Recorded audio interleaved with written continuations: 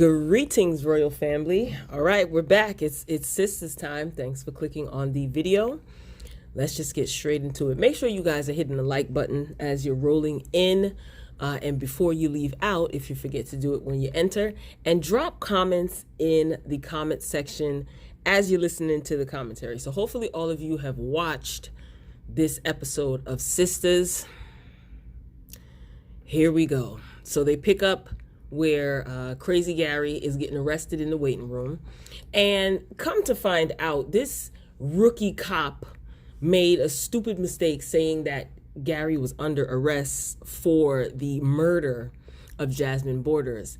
He's actually being arrested for attempted murder. Okay, so just as I figured, Jasmine ain't dead. Now, Gary is asking if Jasmine is still alive. He's continuously asking the cop, and Andi is too. The cop said that you were arrested for attempted murder. Really? Oh my gosh. Everybody caught the dumb in this episode. Then here comes Sabrina with her annoying self. She walks back into the waiting room yelling and questioning Andi. Oh, what's going on, Andi? What's going on? She is so annoying, right? Morris ends up popping up and saying that Gary tried to kill Jasmine.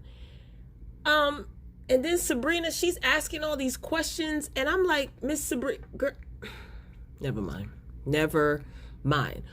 Morris and Andi, they're kind of going back and forth. You know, Andi is sticking up for Gary, of course, because Gary was whisked away by the two officers, so he's being hauled off to jail. And he is telling Andi, Morris is telling Andi that, you know, Gary is going to be going away for a long time. And you know, he still has it out for her because she got information on him and she's going to use it to the best of her ability. So he's kind of going back and forth with her. He doesn't seem fazed by Andi's threats until Andi mentions 7 women. Now, these 7 women Andi's saying that she knows about, I'm assuming this is the information that she got from the PI lady. So these 7 women are connected to Morris and not in a good way.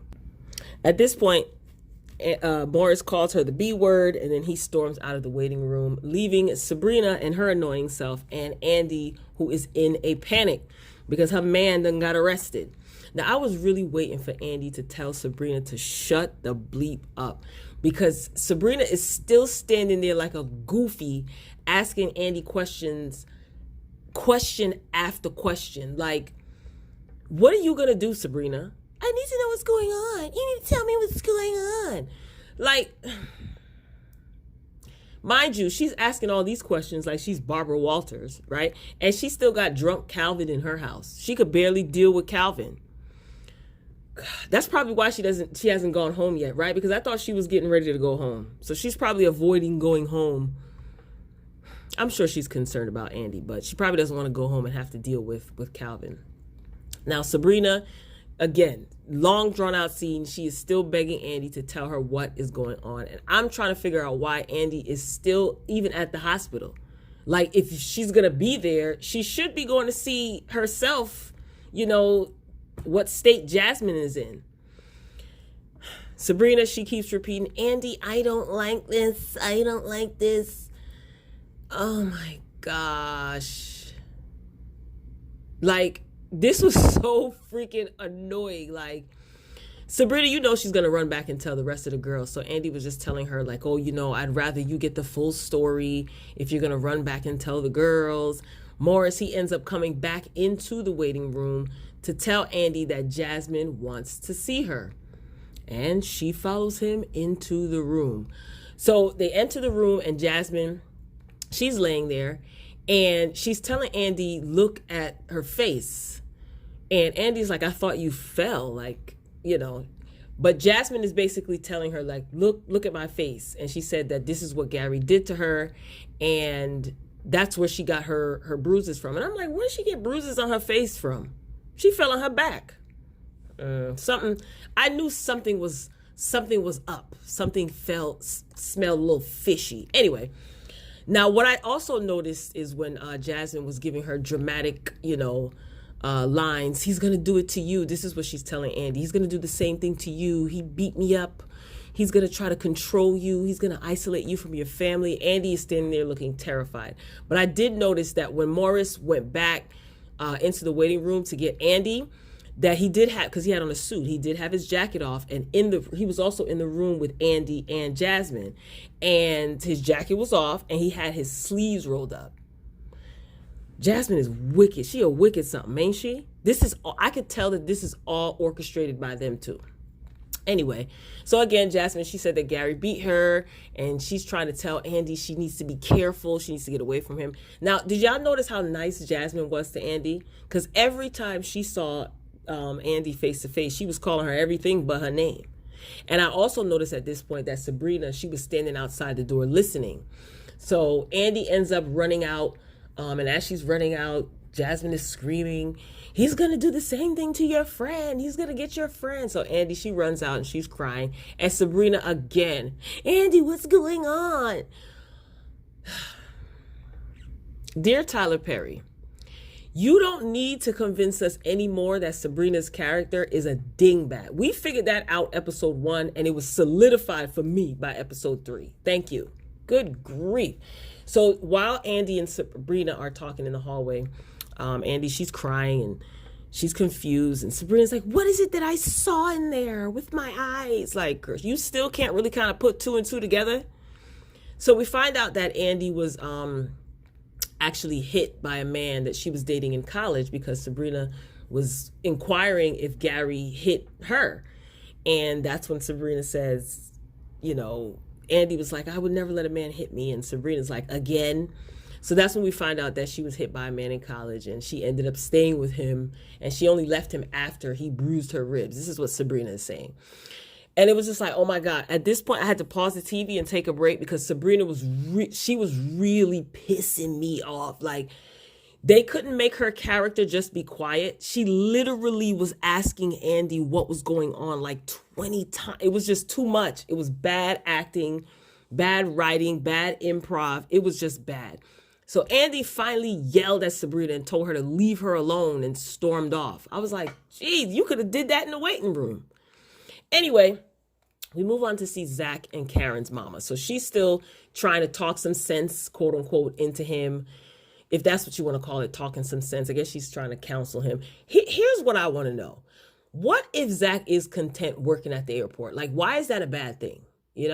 And why does he have to get his life together just to appease Karen? Anyway, so Karen's mama, she calls over her young boyfriend. He was in jail. He got out. He started a construction company, and he's on his way to making $1 million. So this is what he's trying to tell Zach. So Karen's mama is trying to get him to talk some sense into Zach. She ends up leaving. This was just so pathetic, but homeboy was cute though. Karen's mama's young boyfriend. And oh yeah, he was also a product of the foster care system, and he is younger than Zach. So I guess he's supposed to prove, or provide Zach with some sense of hope. It was just too much. So Zach basically just wants him to teach him the game. I guess, he was easy on the eyes. So, I watched the whole scene. So we move on to see Aaron and Karen. Okay, so they're done with their little Chinese food dinner, and he offers to take the plates off the table and wash the dishes, but he ends up putting them in the sink. So Karen, she's actually impressed by that. And I just started laughing. Like, she says she never had a man offer to wash dish. I never had a man offer to wash dishes for me in my life. Really? Really? So all these women just look like they desperate, and it's just slim pickings, in this show. Anyway, Karen, she begins telling Aaron about Zach cheating on her. She says that he has no vision, and he works at the airport, and she can't motivate him. See, I thought that this was so bad. I thought it was terrible, a terrible, terrible message. Ugh. Why am I expecting so much out of this? Anyway, she says that she wants to be happy, and I'm like, okay, but what does that mean? I can't motivate him. What is Zach, some science project that you want to mold into what you want him to be? And another thing, Miss Karen, You continued on a relationship with Zach after he cheated on you multiple times. Anyway, her and Aaron, they start kissing and making out all heavy. And this is after she was explaining to Aaron, what she wants in a man. Because he was asking her, what do you want in a man? So she starts giving these, I want a man to tell me I'm beautiful. A man that'll wash dishes for me. A man that sees me. Vague, vague, vague. She ends up stopping him after they're making out. And Karen, she tells Aaron that she hasn't been with anyone but Zach. And prior to that, she was celibate for 3 years. Fact check time. Remember that guy that Karen used to call over every once in a while? Was his name Rico? Is that his name? And I think the last time she called him over, he told her that he was getting married and he can't see her anymore. What was that guy's name? Let me find out. Tyler got his characters lying. But maybe, you know what? Maybe they didn't sleep together, but maybe he did, other things. But it's all the same thing. Anyway, Aaron, he's trying to, proceed with putting his money in Karen's collection plate. Okay. But Karen, she stops all of that. She's not having it. Obviously, she's not ready. He was getting ready to leave. There was a knock at the door. Then Sabrina walks in. I'm like, yo, go home, Sabrina. Jesus. She starts to tell Karen about Andi. And at this point, I realized that this is all triggering Sabrina because of what Andi went through in college. So that's why Sabrina's character is being so intense about this situation. She even said, do you know what we had to go through to get rid of that guy when we were in college? So Karen, she's reassuring Sabrina that the Gary situation is not the same as the college incident, and she tells Sabrina to go home. Karen asked her, how's Calvin? And she totally forgot that Calvin was at her house. So it's just like, bye, Sabrina. So she ends up walking out. They all have keys to each other's apartments. So she started asking her, what was Aaron doing there? And Karen told her, bye, girl. Coming to my house, asking me questions. Word. Go home to your drama. Your drunk drama. A mess. This is so wild. Okay, so Andi, she's down at the police station to see her man, Gary. So she's inside the room waiting down at the jailhouse for Gary to be brought in to talk to her. So there's the officer that escorted her into the room at the police station. He knew who Andi was. And he also knew that Gary was her client. So she's asking him, like, how do you know me? How do you know that Gary's my client? He says, everybody knows who you are. So I say, here we go. So he ends up handing her a paper that he just so happened to have folded up in his pocket, right? Anyway, and it's a photo of Gary and Andi together. And the caption, reads, "This is the whore that stole my husband after he beat me." I said, oh my God. Who is responsible for this? So I have a question though. If your husband beat on you and he moves on with another woman, how did that woman steal anything from you? To me, that's a blessing in disguise. Anyway, so the officer says that the photo was emailed to everyone at the police station. This has this has Morris and Jasmine written all over it, right? Yeah, a colored photo too, y'all, like of them in the park, smiling, looking in each other's eyes. Andi, she's snapping at the officer. And she's just snapping at everybody, right? Like she always snapping at everybody throughout the episode, throughout the season. We see her snap on Fatima, Sabrina. She's snapping on everybody, but she never snaps on Gary though. Anyway, so the officer... The officer gave Andi his card, and he was just like, hey, here's my card if you ever want to go out. Andi is basically the town trollop. So at this, she rips it up, and then in walks Gary. So he sits down, and Andi tells him that Jasmine's face is all bruised up, and she basically wants to know if he did it. And he's like, no, how could you ask me that? Andi says, I believe you. I believe you. You know what I just realized? Again, they're trying to make Andi the damsel in distress, especially by springing that college abuse story on us this late in the season. Nice try, Tyler. Nice try. She is a trollop.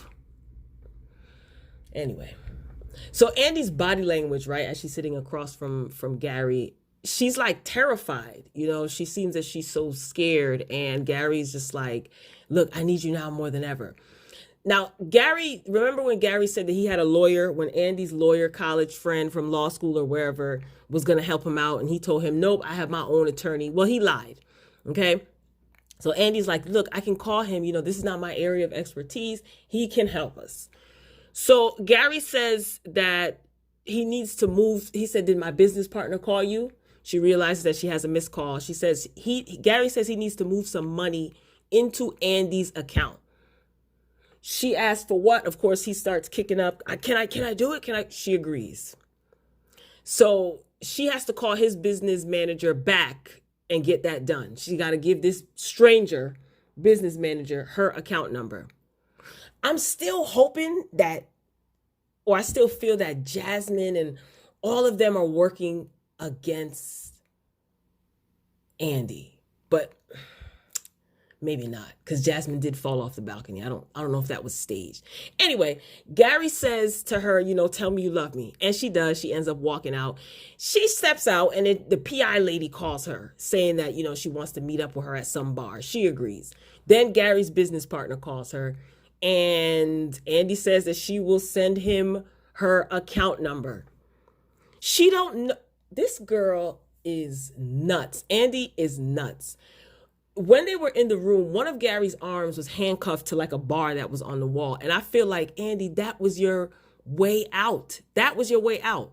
I am still waiting to see if she will do a complete 180 as it pertains to her being a fool. Oh my gosh. How you gonna give a stranger your account number? I can't. Oh my, didn't I just say that? I just said it. I'm watching this in real time. Sorry, y'all. So Andi is down at the bar and she meets up with PI lady. So Andi's like, what am I doing here? What am I doing here? What do you want? I don't want to sit down. PI lady, but you know what? I can't trust her either. She's a liar. PI lady says, the first thing she says to Andi is, they planned all of this. Plot twist. So Jasmine and Morris planned it. That's obvious. I thought Gary was in on it too. So I got a little ahead of myself. Anyway, but Morris and Jasmine, they planned all of this. So they've been having an affair for about a year. This is what the PI lady is telling Andi down to the bar. So Morris and Jasmine, they've been having an affair for a year. And basically Jasmine wanted out of the marriage, right? But Gary makes all this money. And they knew that Andi was a lawyer. See, now, I got to go back to my earlier reviews, because I remember saying that this was probably all planned and they probably sought Andi out specifically. And it makes sense because Morris knows Andi, right? From way back when. So it's probably Morris's idea to get Andi. But we don't know if this PI lady telling the truth, because we can't trust her either. Andi wants proof. PI lady in her afro says, Bellamy, your old boss, he's in on it too. Makes sense. But why would Morris why would he target Andi in particular? I wonder if they had something, or if she did something to him, or I could believe that this was planned and Morris kind of spearheaded this, because again, Morris and Andi go way back. They know each other. Andi is still no victim in my eyes. Still no victim in my eyes. So Bellamy is in on it because he's in debt too. So everybody did all of this for money. But just because Jasmine wanted to get out of the marriage, I need a stronger plot. That's not good enough for me. I've invested in 20-something episodes. So the PI lady is telling Andi all of this because Morris owes PI lady money and he won't pay her. So I guess she figures I'm going to tell all. But again, this sounds feasible, but I don't trust that PI lady too tough either. PI lady's like, look, you know, if you ever need a private investigator, you know what I mean? I'm your guy gal. You know what I mean? So she hands Andi this envelope, and she says, this is all you need to bury those SOBs, both Morris and Jasmine. Andi tells her, thanks so much, but I'm never going to hire you for anything. Right. At least that's something smart that she said or did. I wouldn't hire that PI lady either, but thanks for the info. Ugh. We back at Karen's place. Karen walks out into her living room, and Michael Myers is sitting in, well, she walks out of her room, and Michael Myers is sitting in her living room, y'all. Ooh, I'm watching this like in real time towards the end because this is a little intense. So that's Fawn's brother, aka Michael Myers. He asks Karen, did you kill my sister? He has a butcher knife in his hand. Ain't even have enough sense to cover his face, but whatever. So Karen is telling him to get out. He runs towards her. She locks herself in the room. Now, I thought this was the season finale, but apparently not. So we will be back next week to see if Karen is going to reach under her bed in a shoebox and get out the toolie, and what's going to happen. So, Royal Family, this has been fun, and I'll see you guys next week. Until next time, peace.